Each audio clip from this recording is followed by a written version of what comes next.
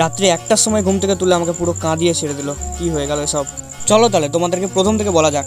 আজ রাত্রিবেলায় অনেক রাত অবধি জেগেছিলাম আমি আর আমার কাকা।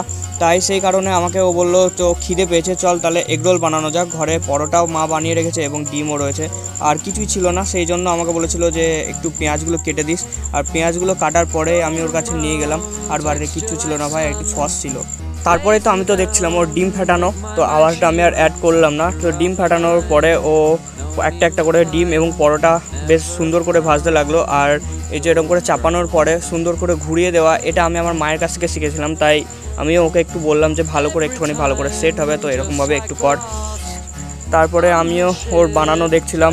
আর আমার কাকা আমাকে বলছিল যে তাহলে এগরোল চাউমিনের দোকানটা এবার করে ফেলাই যাক কাকা ভাইপো মিলে। তো এরকমভাবে ঠাট্টাই আর কি করতে করতে আমরা 1:30টার সময় খাওয়া কমপ্লিট করেছি ভাই। আর এই রোলটা বেশ ভালো লাগছিলো।